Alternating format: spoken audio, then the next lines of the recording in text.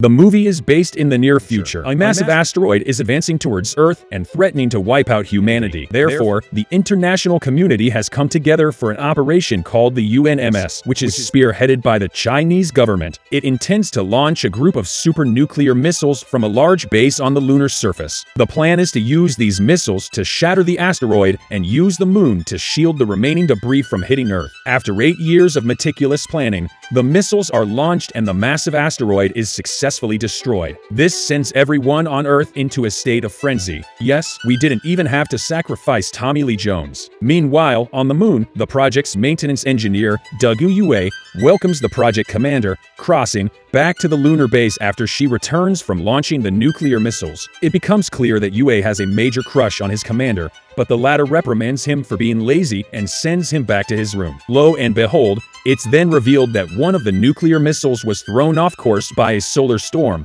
leaving some of the asteroid fragments heading towards the UNMS moon station. Commander Crossing immediately alerts everyone at the base and orders them to rush to the evacuation rockets. However, Yue is lost in his farts, oblivious to the threat looming outside, and people say simping isn't dangerous. By the time he notices the warnings and comes to his senses, he learns that all rockets but one have already left the lunar surface. The last rocket is piloted by Crossing, and Yue rushes towards her in his space rover. But unfortunately, along the way, he crashes into a gigantic hole, and Crossing is forced to take off, leaving him behind. After a while, Yue climbs back to the surface and watches the rocket leaving. At the same time, the asteroids rain down on the lunar surface, destroying everything in their way. Fearing for his life, Yue rushes towards a nearby crater for shelter. However, the impact from an asteroid throws him like a rag doll, knocking him unconscious. Unbeknownst to him, another massive asteroid flies over the moon on its way to the Earth. Yue eventually gains consciousness, and as he begins to cuss out his teammates for leaving him behind, he finally notices the large asteroid on a collision course with Earth. Soon, a gigantic explosion occurs, annihilating a large portion of the Earth's surface. Distraught, Yue immediately rushes back to the lunar base and tries to call for help. However, all his attempts to contact humans are met with silence. Several days pass by, and it soon dawns on Yue that there's a possibility of him being the only human alive in this universe. He goes into despair and starts honoring his fallen friends. The only good thing is that he has enough food to last at least 80 years. One day, he decides to go to his crush/commander, Crossing's room. The loneliness drives him mad, and he sets up a date with a DIY figure of Crossing. After the meal, he makes out with the figure. Something tells me he's done this before. Meanwhile, it's revealed that some humans have managed to survive the asteroid, and Yue's teammates, including Commander Crossing, have safely made it back to Earth. Somewhere in an underground base, Commander Crossing and the others awkwardly watch Yue go mad and make out with her picture. They feel embarrassed by his actions, but the project's chairman feels that they should establish contact with Yue. He wants to broadcast the story of Yue's survival to everyone alive on Earth, because the ratings on this reality TV show will break all kinds of records. Oh, I mean, so that they can get a glimmer of hope and combat the terrible living conditions that they are currently facing. However, the only problem is that the asteroid strike has destroyed the communication link between Yue and the base on Earth. Back at the lunar base, Yue notices a ripped food package on the floor. He is taken aback as he doesn't recall opening it. Maybe it was the fake woman that you keep making out with. Suddenly, Yue hears a noise coming from storage, and when he reaches there, he notices a curvy female shadow. This makes Yue hopeful again, and he starts dreaming of repopulating the Earth. He even starts flirting with the shadow, which he thinks is of a woman. However, to his astonishment, Yue learns that it's a giant kangaroo named Kong eating away the stored food. Yep, Yue's lost his shit. It turns out that the animal was brought to the lunar base for research purposes. Yue quickly picks up a shovel and tries to scare the animal away from the storeroom, but unfortunately, this only agitates the kangaroo and it beats the life out of him. Unable to beat it with physical force, Yue dresses up as a female kangaroo and tries to seduce Kong. The trick works for a while, but it soon backfires on Yue when the kangaroo gets excited and tries to have coitus with him. Surely Yue was expecting this and is quite excited. In the process, Kong knocks off Yue's costume, exposing him. This infuriates the kangaroo even more, and it kicks Yue across the room. As everyone on Earth watches in astonishment, a stubborn Yue pulls out his Gatling gun and indiscriminately fires at Kong with plastic balls. Kong appears to retreat, but after a while, it comes back and pounds Yue continuously. After hours of back and forth, the fight comes to an end when they both knock each other out on the ground. As Yue picks himself up off the ground, he notices that the communication device is receiving signals from Earth. This again lights a glimmer of hope in Yue that maybe humanity has survived. However, unbeknownst to him, it's revealed that the signal was caused by the kangaroo's tail. After regaining the will to return home, Yue emotionally tells Kong that they might have a chance to return home again. However, the kangaroo ruins the moment and punches him again. 200 days have passed since the incident, and now Yue has learned to coexist with the kangaroo. He has also conjured up an escape plan to Earth. He wants to utilize the spacecraft left behind by mission Apollo 18 to launch himself to a nearby space station and use its escape pods to return back to Earth. One day, Yue sets out to retrieve the spacecraft with Kong. The two eventually manage to bring it back into the base,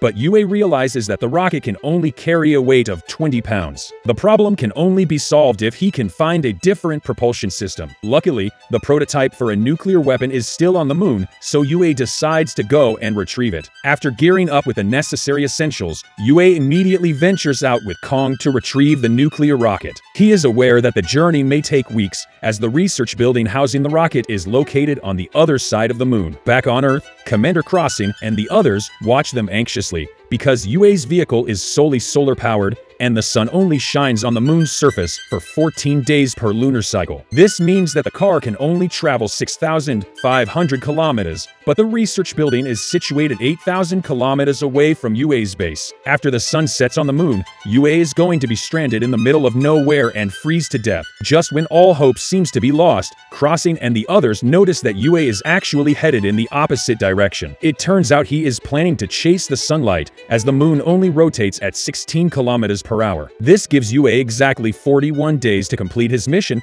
where he can only sleep for 4 hours a day. With the days passing by, he becomes very dreary and even starts hallucinating. Fortunately, Kong is there to motivate him to keep going, and there's no shot that he's going to hallucinate anything weirder than that. After a long and perilous journey, the two finally arrive at the research facility. Inside, Yue finds the nuclear warhead and carefully lowers it to the ground. However, the kangaroo starts playing with the control buttons, endangering the mission and sending Yue into panic mode. On his way back to the home base with the warhead, Yue locks Kong inside his trunk to stop him from jeopardizing the mission again. It's a long and rough journey, so Yue plays loud music to keep himself entertained.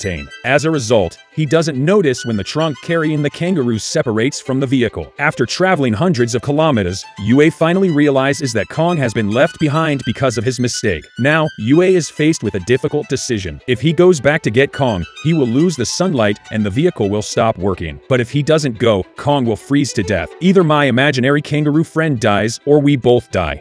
It's a no-brainer. Yue contemplates for a bit and eventually decides to go head back and retrieve the kangaroo, putting his own life in danger. After hours of traveling in the opposite direction, he makes it to the truck and reunites with his friend. The two share an emotional moment, and just like a puppy, Kong licks him out of excitement. The two then set out on their journey towards the base while trying not to fall asleep as the sun continues to move farther away from their vehicle. Unfortunately, even after their best efforts, the sun eludes the two, making it impossible for them to survive. Hey, at least Yue got licked by a kangaroo on the moon. Despite this, Yue refuses to give up and he continues to drive the vehicle as it is forced into its last hours of battery. He also turns off the heat to conserve as much energy as possible. Eventually, the car runs out of battery and it comes to a halt 55 kilometers away from their base. Now, the duo only has 3 hours of oxygen left and Yue finally gives up. He emerges from the vehicle and awaits his death. However, an idea suddenly strikes him. When he notices that his animal friend is attracted to the reflection from his mirror,